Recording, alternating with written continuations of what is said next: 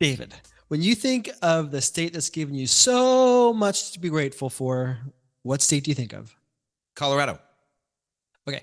When you think of the state that's given you so much fun in your life, like what state do you think of? Nevada. We had a lot of fun in Vegas when we lived there. Okay. When you think of the happiest place on earth, what state do you think of? Disneyland. For California. No. When you think of the state that just makes your life so sweet, what state do you think of? Oh, the sweetest place on earth. Hershey. So that's Pennsylvania. Chocolate makes your life sweet. Is that it? You're listening to Queer Money episode 409, and today we're sharing the most affordable LGBTQ plus friendly city to live in Pennsylvania. Now, on with the show. The mission of Queer Money is to financially empower the LGBTQ plus community. Join us in thanking Capital One for supporting that mission. Happy Pride Month, folks. This episode drops on June 1st, so this is the beginning of Pride Month 2023. So happy Pride, everyone. Yay! Yeah. And so we're going to talk about a little bit of a state pride because John evidently has a lot of pride in the state that he comes from. Oh, and I think I made it pretty gay. Yeah, you definitely did. So what we're going to find with Pennsylvania is some lopsidedness when it comes to the affordable LGBTQ friendly places to live. Very interesting. I kind of, before we went in and crunched the numbers, I was expecting a bit different outcome and surprised that there were some cities that didn't make it on HRC's Municipal Equality Index, particularly Lancaster. Lancaster, do some homework. Yeah, what's up, Lancaster? Somebody's got to do something about that. But I'm not surprised that your hometown, Lebanon, didn't make it on the list. No, they will never apply for that. So what is the runner-up, John? The runner-up is Erie, Pennsylvania, which is maybe ironic because we're living close to Lake Erie now. We are pretty much on Lake Erie.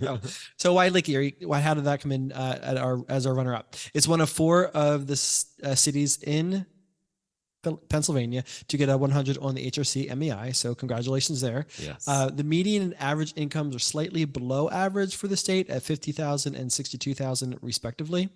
Cost of living is slightly over average, just a bit for the state, but below that of the national average at 92.3%. Home values. I think what that speaks to is the fact that I think that there are a lot of cities in Pennsylvania that are affordable places to live based on cost of living. If above average for the state is roughly 8% below the national average. Yeah, I'm actually interested to see what the outcomes for Ohio will be because I think there's a lot of similarities between the two states. Continuing, home values are in the top quartile for affordability at $172,000 on average, and rents are in the top quartile for affordability as well at an even Steven $1,000 a month. That's pretty good for a two-bedroom apartment. Yeah, totally. I'm just thinking, it's been a long time. Obviously, we're not renting now, but it's been a long time since we had rent at or below $1,000 a month. So that's crazy. Yeah. Tired of all the credit card offers you get from your current credit scoring app? Download CreditWise by Capital One today to avoid them. So who, David, is the winner for Pennsylvania? The winner, we're sticking with the west side of the state. So the winner is Pittsburgh. It is also one of the four cities that did get 100 on the HRC and Municipal Equality Index. But the nice thing about Pittsburgh is that it has a lot going for it when it comes to overall cost of living. Median and average incomes for the state came in at both of them came in at number 2 with $57,000 and $76,000 respectively. So their earning potential in Pittsburgh is on the higher end, but the cost of living is right around the middle. It's at 94.7, still again below the national average. Home values are slightly below average for the state at $193,000, which is well below the national average, and rents are slightly above average at $1,330, which is also well below the national average. So when it comes to what it costs to live in the city of Pittsburgh, your earning potential and your dollar stretches a lot further, which I think we've mentioned this before. This might be kind of that sweet spot for a city to live in for a while so that you can bank some money, whether that's to buy a home, to save for retirement, or to find a low cost place to live so that in retirement you can then maybe spend time outside the country or in a place inside the country that you really enjoy, especially during the winter, because Pittsburgh is kind of It's a little cold cold. in the winter. Yeah, and being sort of at the nexus of the three rivers probably keeps it a little bit cooler as well too. So continuing on, what makes Pittsburgh a great gay city? It obviously is the setting for queer as folk, which who didn't love that? Maybe not the second version. And again, it's a home of Three Rivers and Three Rivers Stadium. Is that still there? Is that still a thing? Did they blow that up? I think so.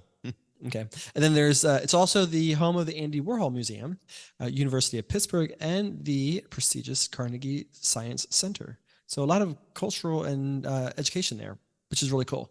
The Blue Moon Bar is known as the friendliest gay bar in Pittsburgh, which is maybe something we have to check out next time we drive through Pittsburgh. We have never actually stopped. We haven't. And we've gone through it quite a bit. So next time we have to stop. And then obviously there's actually because of the rivers there, there has an amazing riverfront that one of our friends helped move to and helped promote. A lot of things to do, walkability, great bars and restaurants, lots of shopping, things to check out. So a great place to be, especially in the spring and summertime. Yeah. So that's lots of things that make Pittsburgh great. Yeah, and I would say if you are a resident of Pittsburgh, drop in the comments some of the things that you love about your city so the rest of us who don't go there regularly or hidden gems, tell us about those so that we can get some ideas of what to do when we come to visit. Yeah, we need to know the exact places to check out, especially if our time there is short. So congratulations, Pittsburgh. Some other cities in Pennsylvania, maybe do some homework. Yeah, well, the other two cities that that did get a 100, Philadelphia and State College, both of them very expensive cities to live in. That is because their cost of living is really high. Philadelphia has the highest home prices and highest rents in the state, so that's why they didn't make the list. Yeah. Although it's a great place to visit. Philadelphia is the city of brotherly love, and their LGBT organizations there have done a great job of making that apparent. Yeah, it's a great community of LGBTQ plus people, but they did not win. So congratulations, Pittsburgh, on your winning. Hopefully that continues. Start your journey to financial independence with a checking and savings account that doesn't nickel and dime you with fees. Get a Capital One 360 checking or 360 performance savings account at Capital One today. Thanks again for listening or watching another episode of the Queer Money bonus series around the most affordable and LGBTQ friendly cities across the country in every single state. Next week, we're moving on to Oregon. Yay. If you'd like to see the results of all the cities in each state that we're analyzing, please go to queermoneypodcast.com/cities or click the link in your podcast player for our growing analysis. Thank you and have a great weekend.